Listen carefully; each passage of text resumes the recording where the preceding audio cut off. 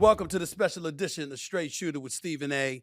There's a lot of stuff to get into. Like I said before, I know that I've been doing sports with SiriusXM Mad Dog Sports Radio, which I'm doing on a daily basis from 1 to 3 p.m. Eastern Standard Time, re-airing from 6 to 8 Eastern Standard Time. But that's a sports show. Straight Shooter with Stephen A. That's social commentary. That's politics. That's pop culture and entertainment. And I'll be doing more of that in the weeks to come. Make no mistake about it, especially when I get started on POTUS Radio, SiriusXM POTUS, channel 124, starting September 17th. So be sure to catch me then. Remember, that show will be named Straight Shooter with Stephen A. So make sure that you don't miss that. Just wanted to give y'all a taste of the kind of stuff that's coming because, I wanted to sit up there and get into a few things that were on my mind before I had on Officer Tatum, a black conservative that's been a guest on this show before, always has interesting things to say. Can't say I always agree with him, I can tell you that much, but nevertheless, he's interesting to listen to and to get the perspective that I think we need to hear. Make no mistake about that. So I'm looking forward to talking to him.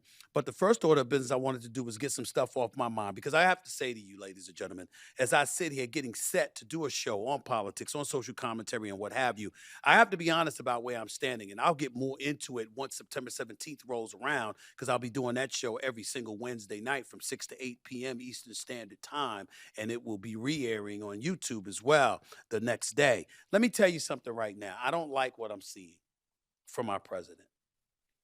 I'm not going to be immature and childish and act like he's not our president because he is the 47th president of the United States. His name is Donald Trump. He did win the election fair and square by not just winning the popular vote, but the electoral college vote as well. But that doesn't mean we have to like everything that we're seeing from him. There's a lot of nonsense going on, a lot of chaos going on. And I'm thinking about the actions that he's taking, and I'm thinking about whether they regard national security, whether they involve spending, certainly oversight. He continues in the eyes of a lot of people to undercut the legislative branch, and Republicans in charge have done little to nothing about it. Now, we would sit up there and say, why haven't they? One could easily argue they haven't done much about it because they agree with most of his agenda, and that's a fair argument. So why should they if they happen to agree? But when you see um, you know, just the kind of things that's been going on, RFK Jr. In terms of our health system and basically abolishing vaccine mandates per se. I had to call and get educated by my man Gary Brecker along with various others that educated me about the mandate is what we're talking about being eliminated, not necessarily the vaccines themselves. I understand that it makes sense, but the mentality that the administration has where so many things are being done and you're bypassing congressional oversight and congressional input, that is something that's alarming. And I know that a lot of people are going to say this is not new. It's something that's happened under previous administrations on both sides of the aisle. I get that part. But there is no doubt that we're living in alarming times. We're living in times where this president appears to be hell bent on getting his way come hella high water. And if it's bypassing Congress, so be it. Whether it's bombing votes, Venezuelan votes with the drug cartel, which happened recently. Obviously, bombing Iran, which was perfectly within his right, and obviously, Benjamin Netanyahu, the prime minister for Israel, along with the various people in the Jewish community, had no problems with that. But you see so many things going on. Not to say that didn't involve congressional approval, but you see so many things going on that leans itself towards that. And I think it's a reason for concern. And I think that when you talk about executive aggrandizement, I just wrote some of these categories down. Executive aggrandizement, okay? You talk about Trump using executive orders, unilateral foreign policy actions, and agency firings to consolidate power within the presidency. We know that's a problem. Congressional erosion, GOP lawmakers largely tolerating it or offering only mild resistance instead of asserting the institutional prerogatives of Congress. That's something to be concerned about. Oversight blocked, restricting oversight visits. Senator Warren, okay? I mean, this guy is on the committee. It's Senate Oversight Committee, and this man, you're talking about not even allowing him into the Pentagon to see certain things, withholding intelligence reports, firing officials Congress had just confirmed. That's certainly something to be concerned about. Appropriations fights. Trump threatening to cancel or claw back already appropriated funds, which arguably treads on Congress's power of the purse. You got to be concerned about this stuff. You got to be concerned about it because it's not about Trump. It's about the office. And it's about the things that you allow and what kind of precedent that could set for others to emulate and duplicate the same. And when it comes to Trump, who isn't the most articulate person in the world. So putting his thoughts together and stuff like that and articulating it verbally sometimes appears to be a challenge for him. Let's just call it what it is. It's problematic because if you're an American citizen, you're very uncomfortable with some of the things that you're seeing. I'm not comfortable when I see Steve Bannon and others talk about circumventing the 22nd Amendment of the Constitution and ensure that he's going to get a third term. He says he's not interested, but we all know he could be lying or he could simply change his mind. When you see National Guards in the streets of Washington, D.C., yes, that's federal property. We understand that the federal government, rather, runs Washington, D.C. They don't run Los Angeles, but the National Guard went there and sent 700 Marines, by the way. And all of this was to protect situations, talk about government property, federal property, et cetera, et cetera. There wasn't anything going on beyond a 2-block radius. And you would have thought there were riots going on throughout the streets of Los Angeles. They weren't needed, but he went in there anyway. He threatened to go into Baltimore before Governor Westmore spoke up. He's threatening to go to Chicago. And that's a sensitive subject to me because even though I don't like him unilaterally trying to exercise that kind of a power, usurping the authority of Governor Pritzker in Illinois or Mayor Johnson in Chicago, there is no question that there has been big time problems in the streets of Chicago. And I want to hear a damn word from Mayor Johnson talking about things are being overblown and bringing up talks about racism and talking about how people wouldn't be on top of this to this degree if there was a white mayor. Well, Rahm Emanuel was there once upon a time. The heat was still being brought. People called out President Obama when he was in office because he was a junior senator from the state of Illinois living in Chicago. This ain't the first time, it ain't gonna be the last time people calling out stuff that's going on in Chicago. So certainly when you see black folks calling for the National Guard to intervene or for martial law to be invoked because they want to feel safe in the streets of Chicago, you know it's a problem. You know it's a problem. And something has to be done with it, and I get it. I understand. And if you're Trump and you're giving off that veneer, that impression that, you know what, I'm about law and order, and we're going to stop this, we're going to stop this, we're going to stop this, I'm wondering how much of a distractionary move is that to veer away from what you may not be doing. Tariff wars, impending inflation, the economy not being, or the employment rate not being what you anticipated it would be, the jobs report not being what you anticipated it would be, the war that's still going on with Russia and Ukraine that you swore to stop in one day and that hasn't happened. There's a whole bunch of stuff to point to not necessarily like about this administration as president. Not to negate the fear that's being instilled because of the kind of things that he's threatening to do, which we don't hear our presidents threatening to do. So all of those things are taken into consideration, but it doesn't escape me that when we talk about foreign policy without congressional approval or intervention, Obama in 2011 with Libya, Obama with the drone strikes and targeted killings in Yemen and Pakistan and Somalia, Biden in 2021 when he ordered airstrikes in Syria against Iranian-backed militias. Obama repeatedly used acting officials to bypass Senate confirmations. Biden fired Trump-appointed heads swiftly after taking office, breaking with norms of independence. I mean, it's a lot of stuff here. Nobody's innocent. But the state of our country right now is kind of scary at times. And I think it's important to point that out. That's just a taste of what the kind of things that I want to talk about moving forward in the weeks to come. But I'll leave it at that for now because I got a guest coming up. He's got millions of followers on YouTube. He's a very popular black conservative. Obviously, without question, he'll have a different point of view, and he deserves the right to be heard on these subject matters. He is the man known as Officer Tatum. He's up next with yours truly, Stephen A. Smith, right here on Straight Shooter with Stephen A. Don't go away. Back with more. Welcome back. This special edition of Straight Shooter with Stephen A. Smith. Obviously, I got a lot of stuff to talk about and couldn't wait to talk to my next guest. He's been a guest on this show before, incredibly popular with his own YouTube channel.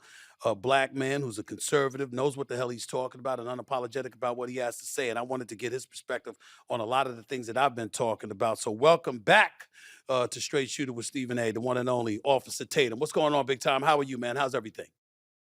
I'm blessed, Stephen A, man. Thank you for having me back on. Man, please. It's really, really good to see you. And thank you for taking time out of your busy schedule. Let's get right to it, man. I'm reading an article for the New York Times yesterday, right? And the title is Trump Tramples Congress's Power with Little Challenge from the GOP. That was the title of the article, Officer Tatum. It talked about one, the Pentagon barred the senior Democrat on the Senate Intelligence Committee from making an oversight visit to a military spy agency. Armed forces off the coast of Venezuela began a military campaign against alleged members of a drug cartel without any authorization from Congress. Stuff like this. Has the president lost his damn mind, or is this totally within bounds, according to your thinking? Well, well, good question. As far as I know, the president is acting according to his authority and executive power to do some of these things and act out military action if it's if it goes against, or not say goes against the interests, but if it's a direct threat to the interests of America, he has the executive authority to take action. And I'm open to somebody making a better argument to say that he doesn't. I'm open to the courts giving some guidance in his direction. And if he's wrong, he's wrong. I call him out for being wrong. But as it stands right now, there is no court that have deemed that Donald Trump is acting beyond the capability that he has as the commander in chief of the United States military. And I also agree with what he's doing. It's time that somebody takes some doggone action. More often than not, these people just run their mouth and say what they woulda, coulda, shoulda did, but nobody's doing anything about it. Nobody's doing anything about the crime in D.C. until Donald Trump does something. Nobody's doing anything about the drug cartels bringing massive amounts of drugs into America until Donald Trump decides to do something about it. So how about they get off their high horse and quit trying to, I guess, make an issue out of a non-issue at this point and start standing behind the president and protecting America. If there is a congressional issue here, Congress need to get off their butts and start getting to work and start acting on behalf of the American people. We shouldn't have to wait 25 years for them to come to a resolution to save lives and stop drugs from coming into America, Stephen A. We shouldn't wait 1,000 years for them to give guidance on whether or not we should shut our borders or not. We shouldn't have to wait 1,000 years for them to do anything and argue back and forward and get nothing done in order for Donald Trump to activate the National Guard in D.C., which brought crime down by a tremendous amount. And I think he's trying to do it, or he want to work towards doing something like that in Chicago, which I think is a great idea. Listen, when for the bare bones of it all, when we think about crime, when we think about some of the things that plague our nation, both domestically and globally, clearly you look at some of the things that you're doing. He's saying, "Hey, okay, shoot, he's doing it expeditiously. He's handling it with the quickness. We don't need to wait around and have things lagging for years and years and years." But the reason why I'm kind of surprised at any conservative, including yourself, who speaks on things in such unapologetic support of his maneuvering is we usually hear conservatives bringing up the Constitution, how things are supposed to be done, how we have a judicial branch, an executive branch, et cetera, et cetera. And when you're bypassing those things, and by the way, in fairness to him, it ain't just him. Democrats have done that too. Biden did it, Obama did it, and I'll get into that in a little while. But the fact that he's acting in the way that he's acting, doing things from a unilateral perspective, that doesn't concern you, considering the nation that we live in and how there's supposed to be lines of checks and balances, and he seems to be bypassing things from time to time? That doesn't concern you? No, it does to a certain degree, right? If there's things that are clearly within his authority, and this is what checks and balances is all about. It's not just checks and balances, meaning that there's a clear precedent that has been set for certain things. Let me just give you an example of what I'm trying to say.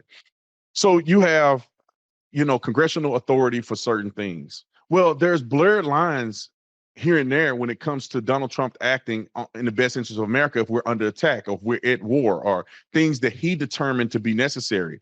And so there is an ongoing argument about whether or not that's constitutionally protected, whether or not he has to essentially go through Congress to get these things done. And that constitutional argument is going to happen from the Supreme Court. And then there's going to be decisions that are made. And if Donald Trump is not acting according to the Constitution of the United States of America, I think there should be recourse and consequences for that. The things that he's doing right now, I don't think is a constitutional issue, and it hadn't been deemed a constitutional issue by the Supreme Court. But if it does, meaning that him going unilaterally making the decision to strike, the Venezuelan gang members for bringing drugs into America, obviously we know he's constitutionally allowed to activate the National Guard in D.C. That's not even up for question. But some of these other unilateral things that we've seen Donald Trump do, if it's deemed by the Supreme Court to be unconstitutional, then we should hold Donald Trump accountable to it. The problem is that there's an argument, and this is how constitutional law comes into play, or this is how precedent comes into play, and this is how what they would call a standing for court proceedings. I'm trying to think of the word, but it's escaping me right now. Okay. Where you have legislation, or not legislation, but you have rulings from the Supreme Court that creates a precedent. Just like with the First Amendment, just like with discrimination. You have things that happen, you have a conversation that's had, then you have a ruling from the Supreme Court that dictate how we should operate. Okay. And I think that what Trump is doing right now is in the blurred lines. It seems like there's some people that think it's a constitutional crisis and some people that think that it isn't, but the Supreme Court should make the ultimate ruling, and then that's what we should abide by, right or wrong for Donald Trump. If they say that it's unconstitutional, I don't support him doing it. Mm-hmm. But until then, I support him taking action that's benefiting America. I can respect that. Officer Tatum right here with Stephen A., straight shooter with Stephen A. Here's the deal. I'm not going to get too riled up about some of the things he's doing, particularly with the Venezuelan drug cartel or whatever. I'm just looking back in history, foreign policy without Congress's approval. Obama in 2011 involving Libya conducted airstrikes and regime change operations in Libya without congressional authorization. Many said that violated the War Powers Act. Obama's drone strikes targeted killings in Yemen, Pakistan, and Somalia, often conducted without informing or seeking approval from Congress. Biden in 2021 involving Syria ordered airstrikes in Syria against Iranian-backed militia without congressional approval. So there are examples in that regard. Let's come home to the United States of America. You brought up the National Guard on a couple of occasions when you were just speaking a few minutes ago. Washington, D.C., we both agree on that. There's nothing to debate there. That basically they're run by the federal government. He's perfectly within his right and his authority to do what he's doing in the streets of Washington, D.C. One could argue that is not the case in Los Angeles, California, when he sent the National Guard there and 700 Marines there. One could argue it's not the case in Baltimore, which he's threatened to send the National Guard there. You can certainly argue that's not the case in Chicago, where, obviously these are cities, big time cities. And we know there's a lot of problems. Both you and I both know there's a whole bunch of boatload of problems in Chicago. Ain't no argument there. But his right to send the National Guard in, the governors will tell you they are the commanders in chief of their respective states. He has no right to do this without their authorization and without their support. To all of that, you say what about the threats that Donald Trump has been throwing out there? A great question, Stephen A. I think this is stuff that we should be discussing. Yeah. I think people are conflating two different things. Okay. The activation of the National Guard in LA wasn't an activation of the National Guard against the citizens. They weren't doing any law enforcement action. What they were doing was they were being activated to protect the federal assets, meaning that they were there to protect ICE. They were there to protect the facilities that are run by the federal government. So the activation had nothing to do with any police action or anything against the citizens. It was literally the protection of federal assets. And that's the same. Similarly, I say differently, the threats in Chicago and in other states are different from what happened in LA, but they can be correlated, which means that Donald Trump can deploy the National Guard or activate the National Guard if it's necessary to protect ICE agents who are doing lawful actions within the state. So that is his authority to do. That's something that he can do, he should do if it is necessary. I would argue that Trump should not do anything close to that unless it's absolutely necessary. Now, there's an act, it's called the Insurrection Act, Okay, where he can then activate the National Guard for purposes outside of, protecting government assets or federal operations. He can actually do it to deploy them into the street to quell violence that's going on. Now, that's a high burden to prove. I don't believe at this point that Chicago is in the realm of having the Insurrection Act deployed. I think Trump do not have the right to do it, and I don't think he should do it. Now, the governor does have the authority, and the governor is the commander in chief of the state, except for the Insurrection Act and things of that nature. They should come together as two leaders to have a conversation. The problem is that Pritzker and some of these other governors, they want political expediency and they want political talking points, and they don't want Trump to get a win, and they don't want to look bad to the constituency. So they don't even want to talk to the man. Mhm. But what should happen in a reasonable society is that people in Chicago, the governor, the mayors, the governor of Chicago and the governor of Illinois and the mayor of Chicago should be able to sit down at the table with Donald Trump and say, we do have issues of violence. How do we work together? It's not Trump just deploying the National Guard, thwarting the authority or thwarting the will of the governor and the mayor. I don't think it should go that way.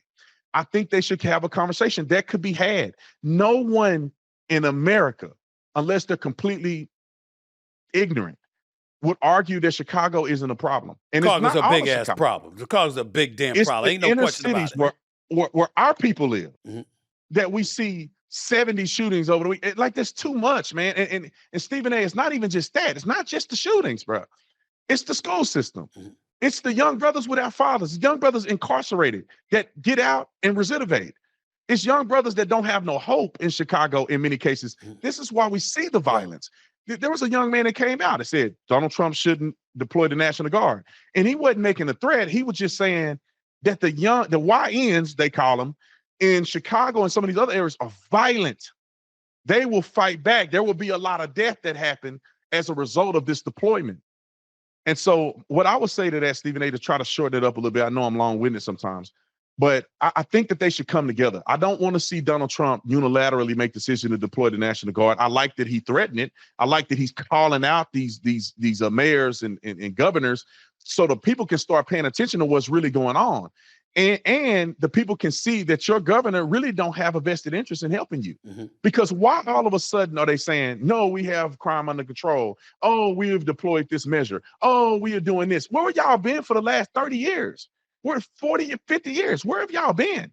Well, It they would takes say Donald Trump to threaten the National Guard to get people to, at least the politicians, Right. to try to do something in Chicago. But Governor Westmore in Maryland would say things have gotten better and the numbers prove it.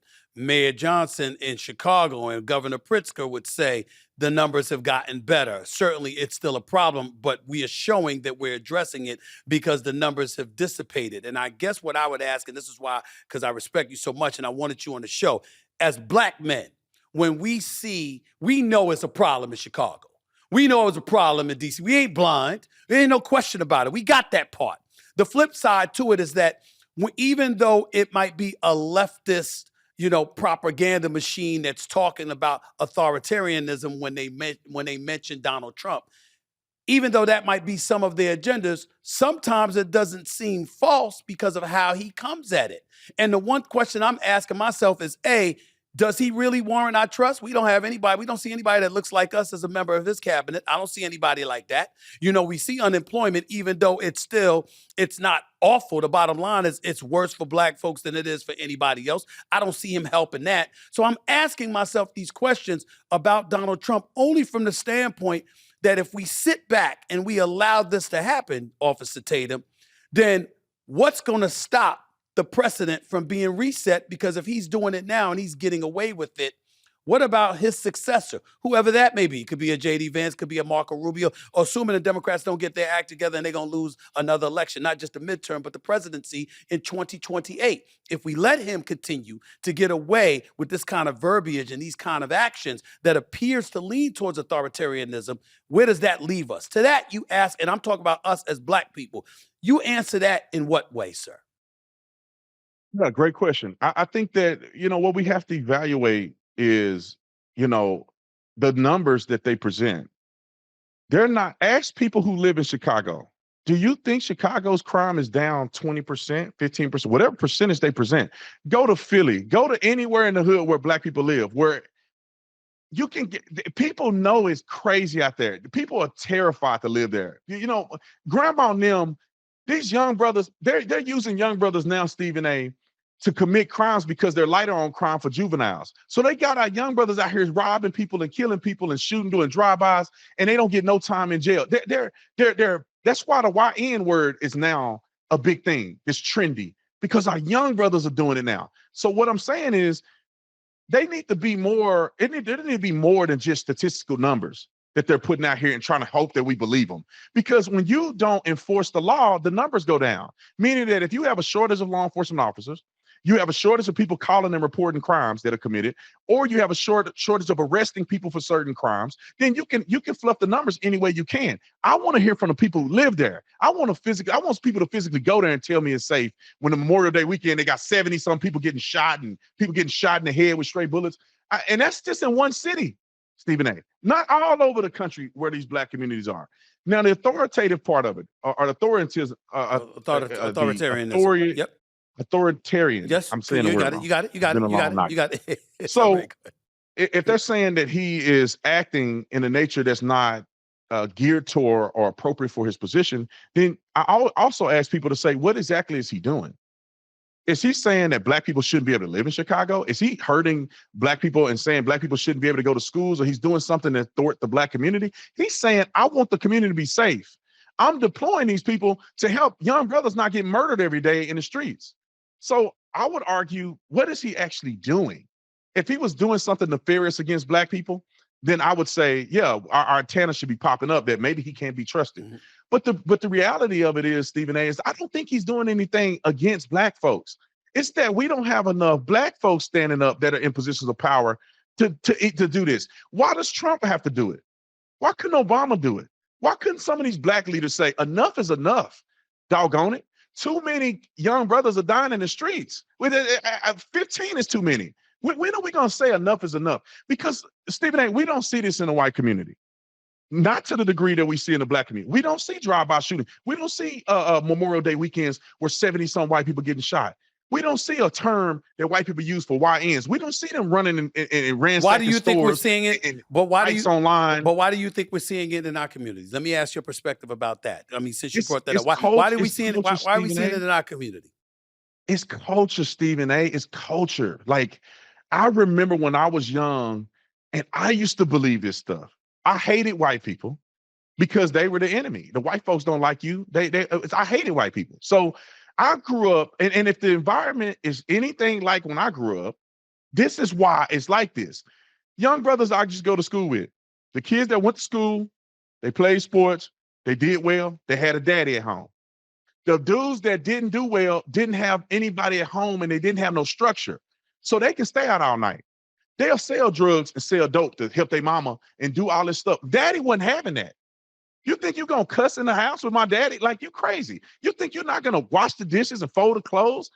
You think you're not going to wipe that tub out when you finish taking a bath? Like, fathers in the community is the deterrent of young boys losing themselves and being hyper emotional and doing things that you would never do with a daddy at your house.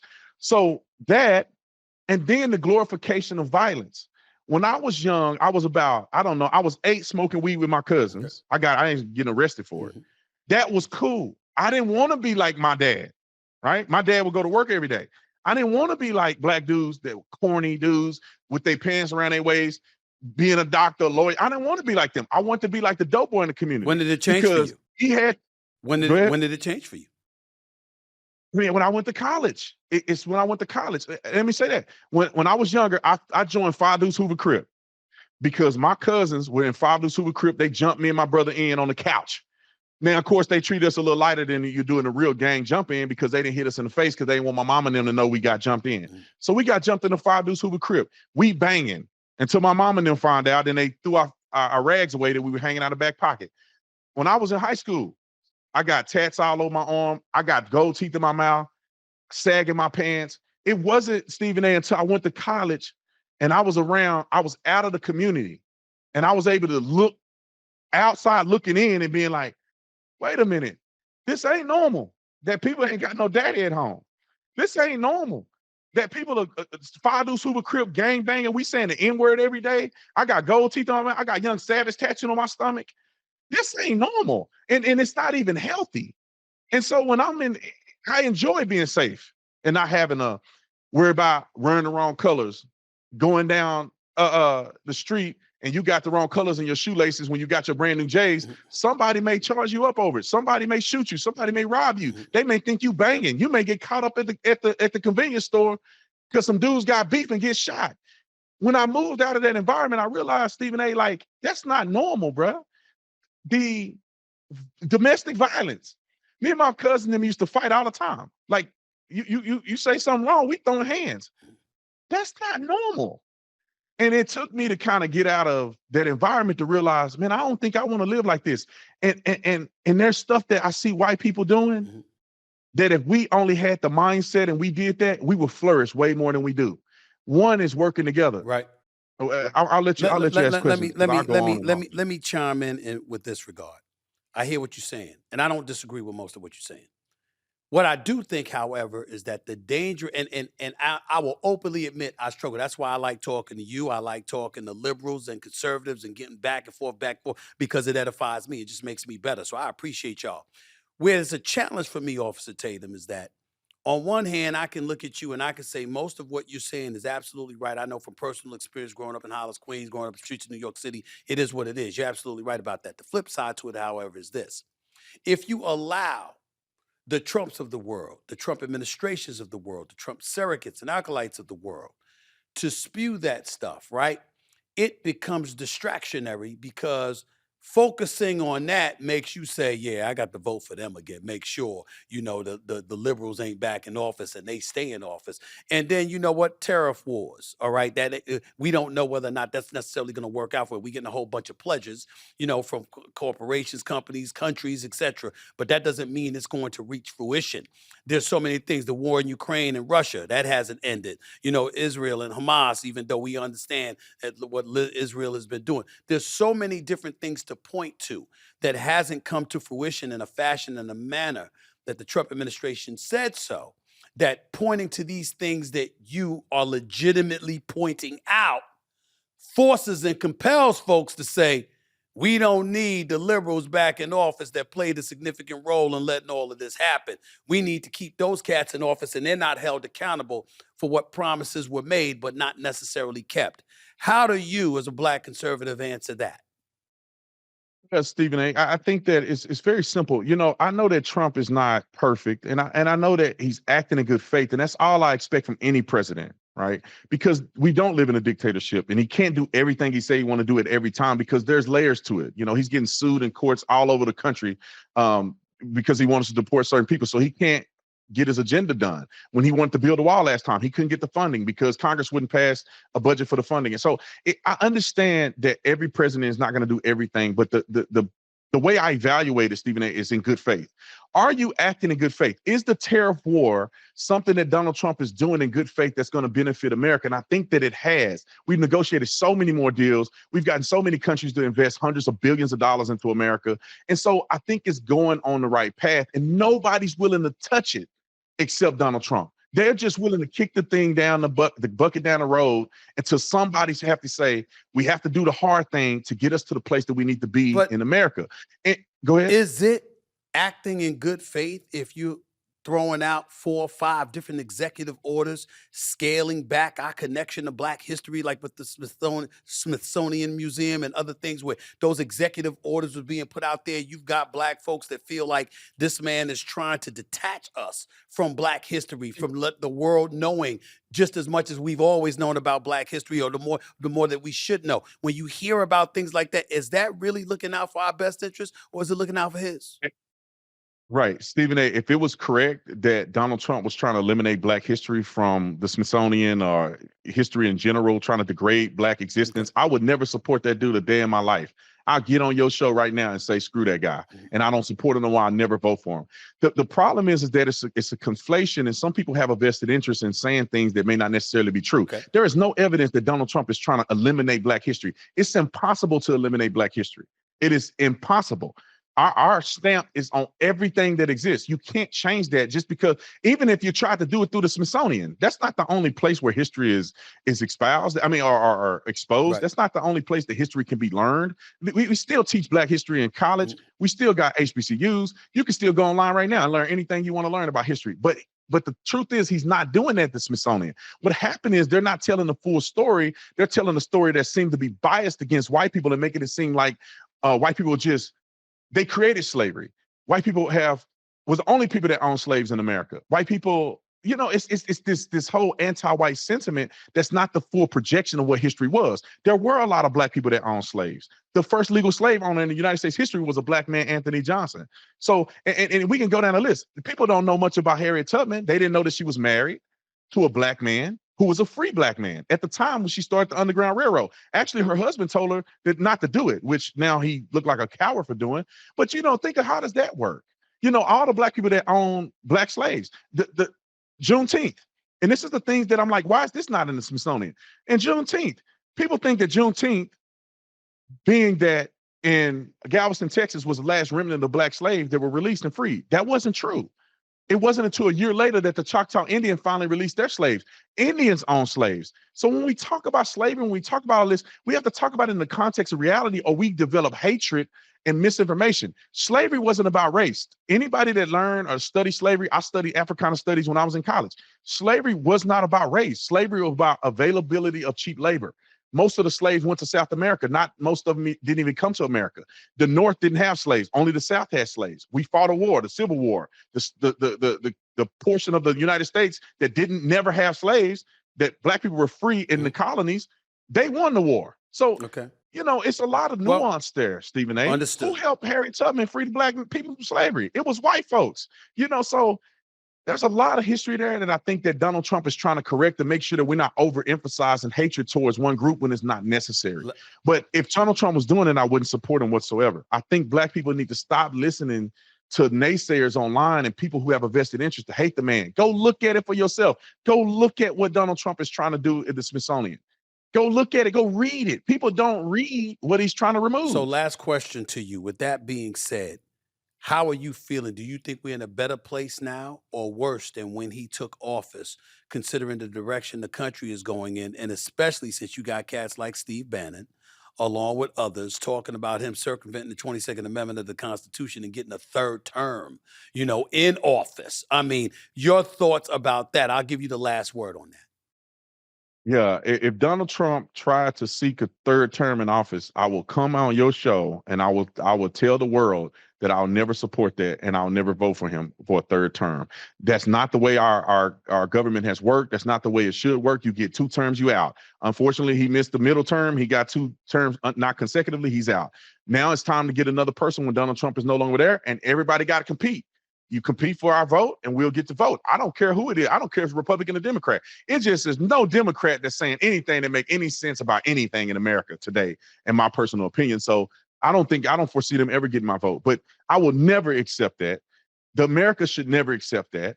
And if Donald Trump ever attempt to do it, I'm gonna call him out for it. It's not right. Do I think that America is better now than it was under Joe Biden? 1,000%, and I think we're headed in the right direction. Just the securing of the United States border is huge. Getting these illegal criminals out of our country is huge. But a lot of them ain't criminals. A lot of them ain't criminals. I mean, but they still here illegally, and they shouldn't even been here. And the reason that it makes me upset, because I know a lot of people who came here illegally. How in the world do the people pay all that money to come here illegally and wait 15 years and 10 years and 5 years, and somebody just sneak in the country? The people that did it right way, they want to be a part of the American dream too. They needed a job too.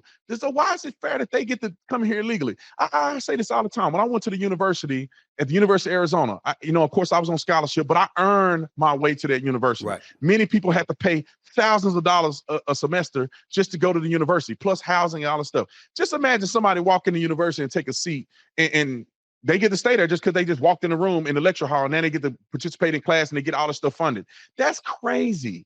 You don't get to come to America and take resources from people who paid to be here, people who did it the legal way, the American citizens. We could be helping homeless. Instead, we're giving hundreds of billions of dollars to illegal aliens that shouldn't even be here. So the majority of them are criminals doing heinous crimes, murder, rape, you name it. Then other people get caught up in that. But at the end of the day, if you don't want to go and get deported, you should come here in the right way. One of the girls that was a friend of mine in Arizona, she owned a sushi place. I didn't know she was illegal. They deported her. She had a deportation order for 20 years. Hey, I love the sushi joint.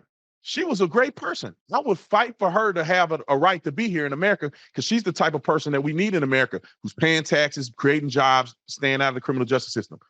But at the end of the day, you had 20 years to do this and you didn't do it. I know people that did it. So it's not fair to them. But Donald Trump with the securing of the border, illegal aliens, getting investments of billions of dollars back to the United States of America, peace deals that he signed and chartered with so many different countries that have been, they actually want him to be nominated for a Nobel Peace Prize. Hopefully we come to a conclusion in Israel. Hopefully we come to a conclusion in Ukraine. He's just one person. He can't do it all, but all of the things that he has been doing has been tremendously effective. And I love the fact that he's correcting the script and not letting us go down this woke path of advocating based on somebody's race and not the content of their character.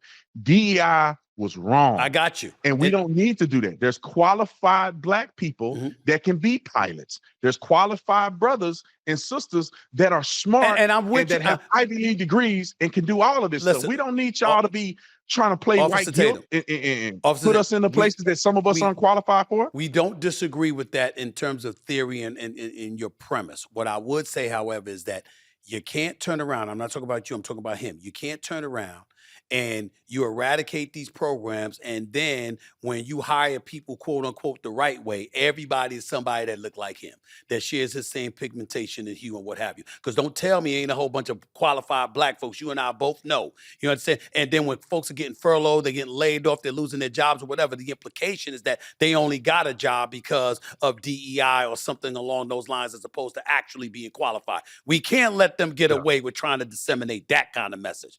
Go ahead, Stephen real quick though. Go ahead. I think we agree on this to a large degree, because I do believe that there should be more representation of Black people in the Trump administration. I do. And beyond. The only unfortunate part is that there's not a lot of Black people that are conservatives, or at least to say they're conservatives. And there's a lot of Black people that don't want to be associated with Trump because they're gonna get killed by their own people if they somehow associated with him. I mean, look at what happened to I forget his name now. It just escaped me.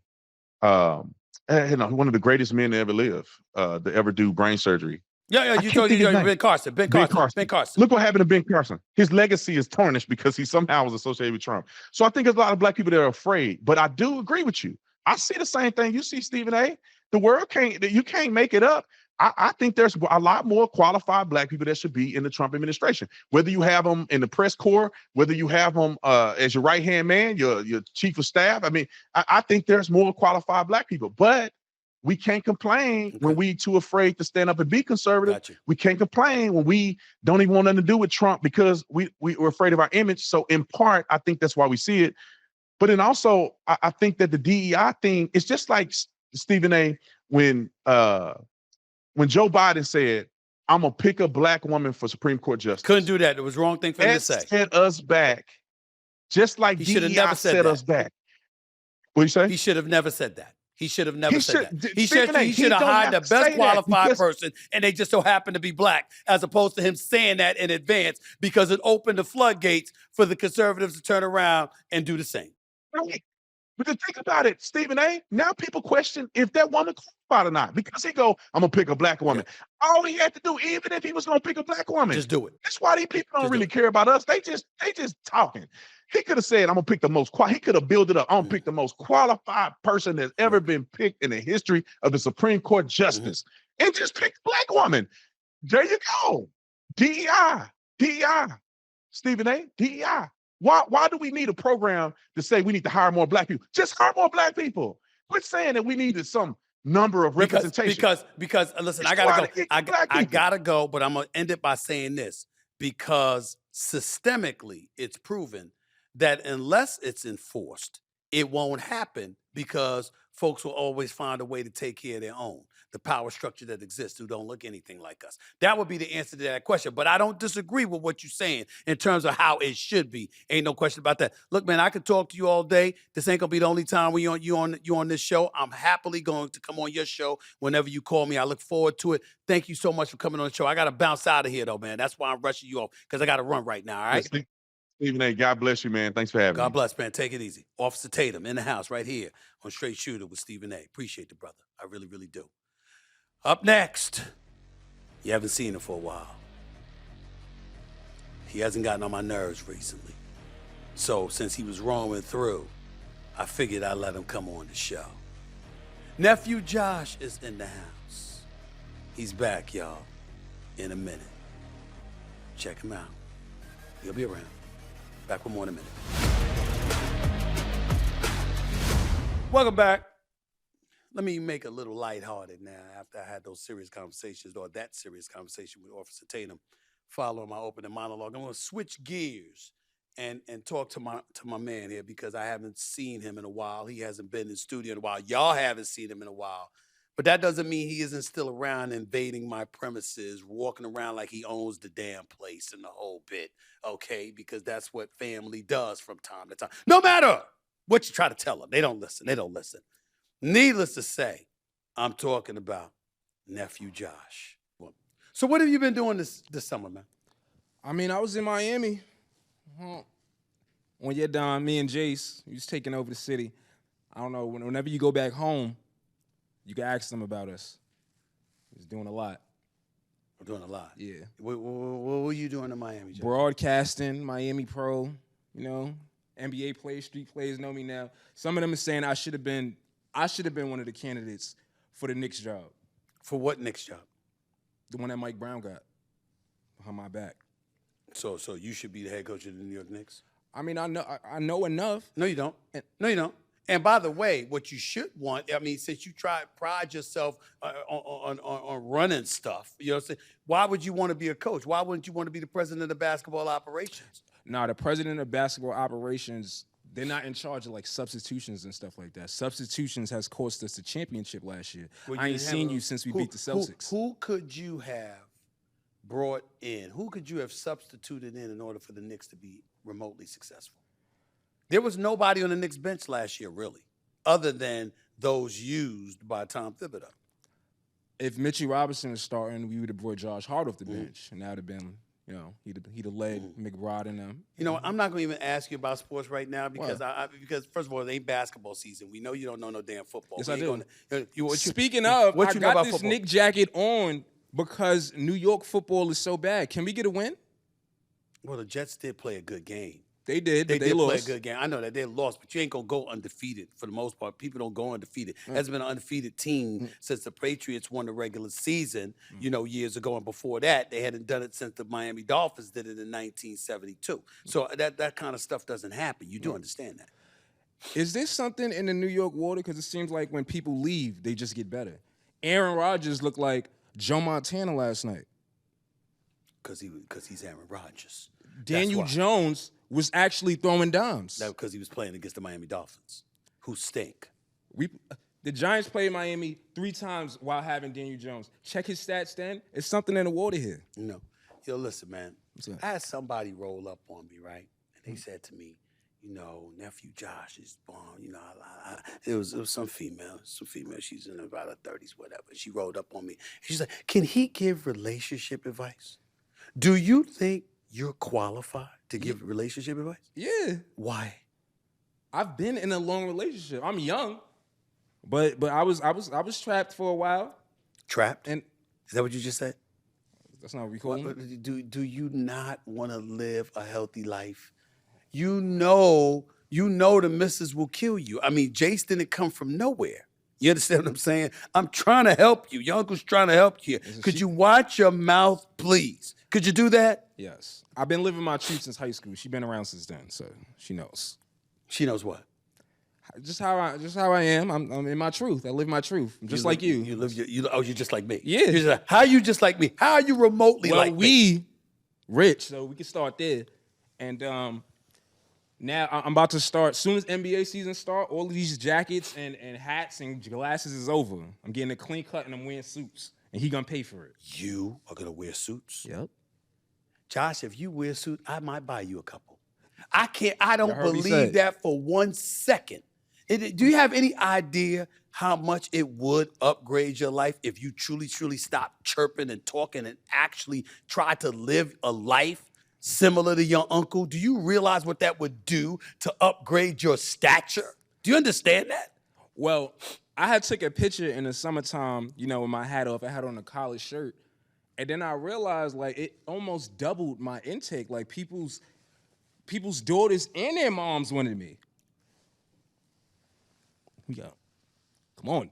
I'm not doing it. I'm not doing it. That's ignorant. You're ignorant because you brought up the mom. You didn't have to bring up the mom. I'm saying I'm at that age where you right in the middle, like you might like both. 25, 45. And knowing you, you'd probably date both at the same time. I'll try. If you could get away with it. That's because I'm not selfish. You're not selfish. That's the reason why. You're not selfish. Yeah. How that happen?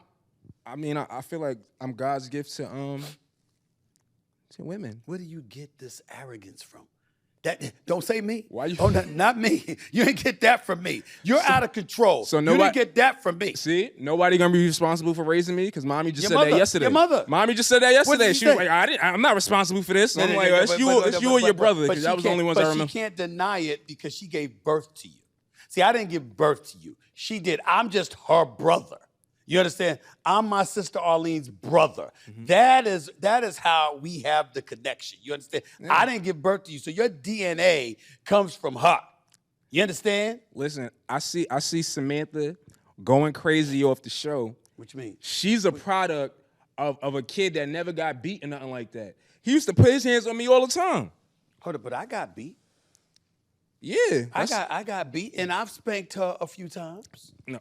Yeah, right. We ain't buying that. That's why I'm the way that I am. You're a man. You're a young man, so I'm going to be harder on you, especially physically, than I am on my daughters. But I have had to spank them a few times. You see, y'all heard him say physically, and this is why I feel like half the money's mine. I've been through some stuff. What stuff have you been through, Josh? I'm just saying, when people get married and then they divorce, the wife you owe her half the money for what? For the lifestyle that you provided for her. But that's a marriage. We ain't married. We had this discussion. You understand already. what I'm saying? Ain't around nothing before, like that. I was around before any woman in your life. So what that mean? So there's nobody that you're gonna meet. That mean you were around and your mother was taking care of you, and your grandma was certainly taking care of you, spoiling your ass to no end. It's just ridiculous how much grandma spoiled you. Grandma, your mother? That's my mother. And you know what she would have wanted. And that's why I'm here, y'all. Grandma did it. She said it. He listens. His favorite woman in the world. He always says it. Don't try to take it back now. Look at his face thinking about his mom. Don't you love her? I love her to death. Exactly. I love her to death. There you go. Transfer it to me. You did too. And it's embarrassing because you use it to manipulate people to your advantage because you know everybody loved grandma. You understand? Loved my mama to death, and she loved you, and that's how you got away with 90% of the things you get away with. Well, on to another subject. Carmelo Anthony going into the Hall of Fame. Was you there? I was not there. I had to work. That's it? Okay. But I gave him a tribute Friday on the show. Oh, you did? I got mad love for Melo. Yeah. You happy for him, right? I'm ecstatic. He finally got something because you know why? I feel like Melo was he was railroaded by Phil Jackson. Yep. Phil Jackson? Yeah. How? Because Melo in his prime, he was 31. Mm-hmm. His coach was Derek Fisher. Like, you're trying stuff out. Why we couldn't get an established coach? Then after Derek Fisher, it was Jeff Hornacek, another project. So we just was throwing rosters around Melo and stuff like that, and I feel like we missed his best years. Very valid, but I will tell you this. Melo, and you know how much I love my brother Melo, he hurt himself because he should have signed a 3-year deal with an opt-out after, or a 5-year deal with an opt-out after year 3 in 2010 instead of a full 5-year deal with Denver. He was supposed to be in Miami with D. Wade and LeBron. And I said this on the radio the other day. I said, Melo with Miami, they win 3 titles in the 4 years. Maybe I think 4. They would have beat Dallas, and I definitely think they would have won the back-to-back titles. They might not have beat San Antonio that very last year. Yeah, they might not beat them twice, but they would have had 3 titles in 4 years if Melo, because when LeBron couldn't respond in the fourth quarter, Melo would have said, give me the rock. Melo would have been, give me the rock, and Melo lived with that. You agree with that? I agree with that. He lives for that, and I feel that same way. If he ever had a team surrounded by him where it was like everybody played defense and we need him in the fourth, keep the game close, and you got Melo in the fourth quarter, he was a championship player. Right. Before I let you get on out of here, I'm gonna bring you back during the basketball season. You know, let you pretend to be a basketball analyst. I'm gonna let you pretend to do it. If you don't get on my damn nerves, I'm gonna let you come back and be a basketball analyst. Here's my question for you. What's up? You know Samantha thinks she could do that too, right? Do what? She'd be an analyst. You know that's what she thinks. You know An your MB cousin. an- You know your cousin Samantha thinks that she could be an analyst too, right? An NBA analyst? Or just analyst in general? Oh no, she got you. She thinks I ain't gonna lie. she thinks she know basketball. She thinks she know everything. You understand? But everybody like clamoring for you to be on with my girls. They haven't seen Nyla yet. Nyla got a different personality than Samantha, but they, damn it, they both can talk. Yeah. Okay. So, you know, are you ready for something like that? Listen, Samantha better be ready because again, you spoil her. She ain't gonna be telling me she got no Bryce James crush or none of that. Ain't happening with me on the couch. I'm one of them cousins. I gotta admit to you, I don't disagree with you there. That kind of flew over my head. I mean, I should have dealt with that. I seen that. I'm like, I know he ain't let that fly, and that's when I said you don't be reacting how you used to react with me. Well, I don't react how well. She's a girl. And you know how Grandma taught us. I said, Grandma taught me. Evidently, she didn't teach you enough about making sure you act right with the ladies, but she taught me. So I'm not going to sit up there with my daughter and be as rough on her as I am on you, who's a young man. See, apparently the house is just like the world. Y'all always letting these women slide. But that's why I'm here. We're going to figure out how I'm going to be on the air more because somebody got to hold everyone accountable. That's it for this edition of the show. Oh, my God. I'm here. I'm back. Until next time,